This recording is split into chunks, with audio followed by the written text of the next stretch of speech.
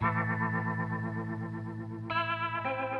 guys, and welcome back to another video. Today I am going to colorize one of my old pieces from Inktober last year. I wanted to get a few larger pieces prepped for a convention that I'm doing, so I decided to update some of my favorites from those Inktober pieces. But I do want to talk a bit today about the process that I'm doing right now, and that's where you take a traditional piece and you colorize it. This is what I did at the very beginning steps of when I was learning Photoshop, so it's a great way to utilize your skills that you already have if you're just starting on learning Photoshop.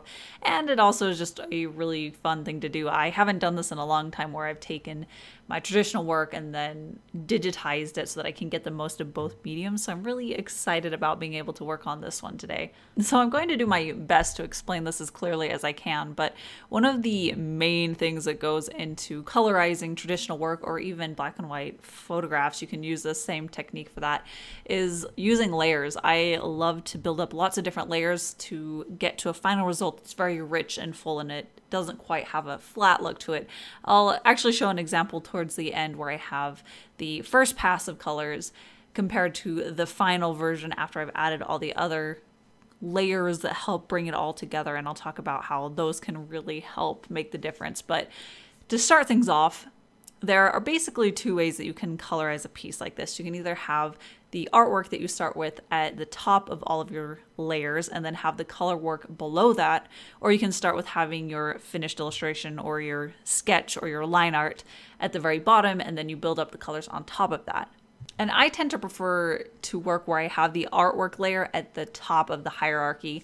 And I'm going to call it the artwork layer just for clarity, but that's your sketch, your line art, whatever you're actually colorizing. But I start with that at the top of the hierarchy, and then I add values below it. When I'm working on this one, I actually do a little bit of a combination at the beginning where I have the artwork at the bottom as well as at the top, and then I have colors in between. I was really playing around a lot with the layers and the layer modes to be able to get the final look that I want.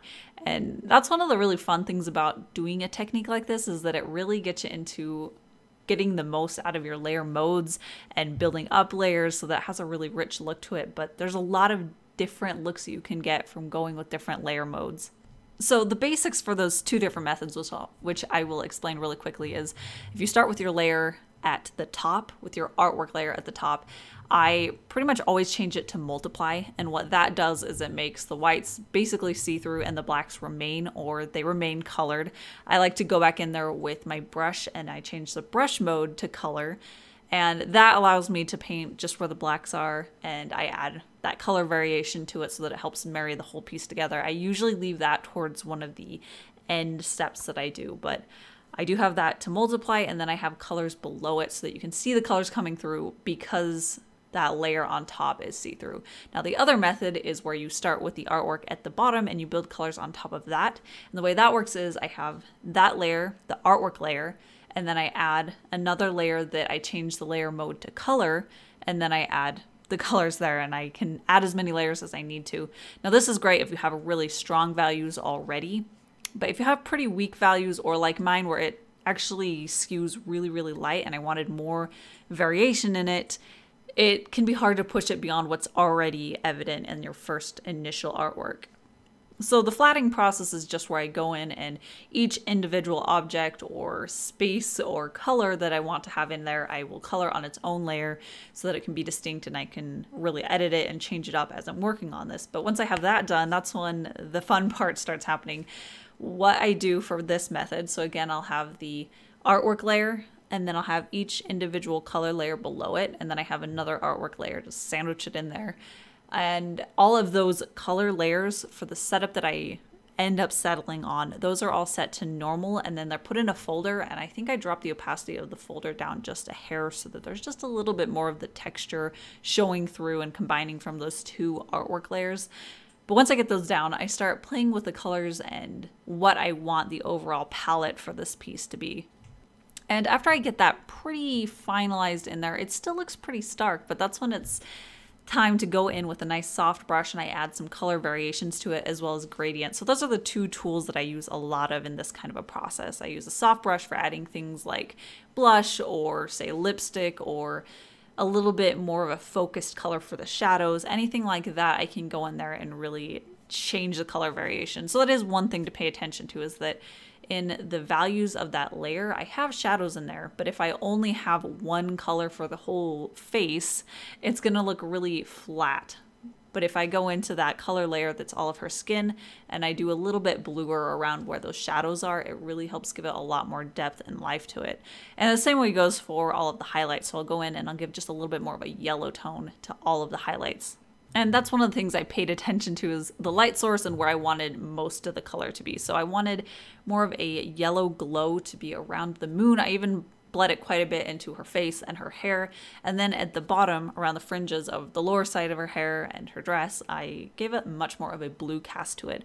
And this is actually another layer that I create. So I have all of the colors and then the artwork layer. And on top of that, I went in with a blue layer. And I believe this is a little bit out of order. I did a few other layers before this, but I added a layer where I set it to color, I believe, or I might have ended up doing one of the light modes where it was like overlay. I experiment a lot. This is the part where it's really fun, where you can try out a lot of different modes to see what looks the best. But in the end, I end up choosing one of those, and I went in with a nice blue color so that it has more depth around the bottom. It pushes that back a little bit more and brings the focus back up to around the moon and her face. And because I did that layer on top of the artwork, it helps blend in over the line work and the values, and it brings it all together in this nice cohesion. This is basically the same method I did for the moon also. I create a little bit of a haze coming from the moon that covers up her face, and it just softens up some of that line work and the shadows and everything, and it gives it a little bit more of that yellow color again. So this is a really nice thing you can use in a lot of different methods when you're doing this kind of thing, where I did blue to help push back the bottom, and I used yellow to push that highlight and that glow. And after that, I did a few layers on top where I really deepened some of the blacks that I wanted to really punch that up. I also added some really bright, pure highlights, shines on her lip and certain areas like that.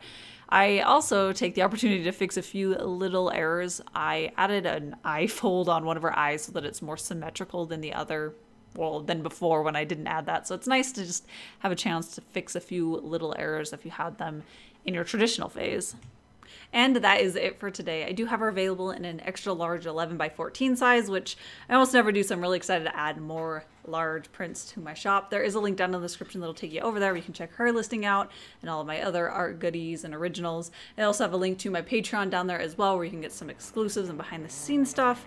And that's it for today. So thank you guys so much for watching. I'll see you next Wednesday for my next video. See you then.